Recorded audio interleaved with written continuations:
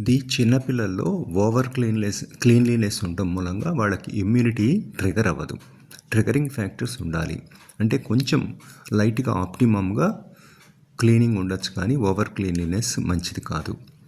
వాళ్ళ ఇమ్యూనిటీ తగ్గిపోతుంది. ఇది ఓఆర్ఎస్ఎల్ అని టెట్రా ప్యాకుల్లో అమ్మేవాళ్ళు, అంటే లిక్విడ్ ఓఆర్ఎస్ అన్నట్టుగా. కానీ యాక్చువల్గా ఓఆర్ఎస్ ఫార్ములాకి దీనికి సంబంధమే లేదు. ఇందులో గ్లూకోజ్ ఎక్కువ ఉంటుంది, డయేరియా బాగా ఎక్కువ అవుతుంది. కానీ దాన్ని ఫ్యాషనబుల్గా పబ్లిక్ని డిసీవ్ చేస్తూ millions of pockets units sale చేశారు. దాని గురించి ఆ పీడియాట్రిషియన్ ఆమె డాక్టర్ 1 year సోషల్ మీడియాలో ఫైట్ చేసి దాన్ని ఆపించింది. అది పరిస్థితి. ఇవి ఆస్మాకి మెడిసిన్స్, రిలీవర్సు, తర్వాత కంట్రోలర్స్ ఉంటాయి. రిలీవర్ అంటే అక్యూట్గా వెంటనే పనిచేసి దానికి తాత్కాలిక ఉపశమనం ఇస్తుంది. ప్రివెంటార్స్ అంటే, కంట్రోలర్స్ అంటే రోజు తీసుకుంటూ ఉండేవి. అవి స్టెరాయిడ్స్. వాటి మూలంగా సైడ్ ఎఫెక్ట్స్ ఉంటాయి, కానీ ఇవి లైట్ డోసులో ఉంటాయి ఇన్హేలర్స్లో. సో కొంతవరకు పర్లేదు, కానీ ఎడాపెడా వాడితే మాత్రం ఎక్కువే అవుతుంది. నెబులైజర్లో ఇంకా ఎక్కువ మెడిసిన్ ఉంటుంది, మంచిది కాదు. ఇందులో నెబులైజర్స్లో ఎక్కువ ఇది ఉంటుంది కాబట్టి ట్రక్, ఇన్హేలర్స్ బెటర్. ఇన్హేలర్స్లో 10వ వంతో లేదా 100వ వంతో ఉంటుంది నెబులైజర్ కంటే.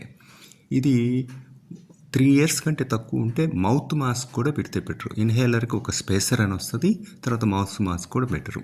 అదే 4-5 years ఉంటే మౌత్ మాస్క్ అవసరం ఉండదు. ఇవి కొంచెం టైం ఇస్తుంది మెల్లగా పీల్చుకోవడానికి. డైరెక్ట్గా ఇన్హేలర్తో పీల్చుకుంటే ఫాస్ట్గా పీల్చుకోవాలి, కష్టమవుతుంది.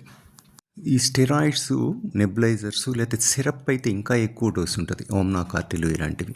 దాంతో ఏంటంటే గ్రోత్ పిల్లాడి యొక్క గ్రోత్ రిటార్డ్ అవుతుంది, బాగా ఆకలి పెరుగుద్ది, తర్వాత ఎసిడిటీ వస్తుంది. అందుకని ఎసిడిటీ కోసం లాంజోలు అలాంటివి ఇస్తారు.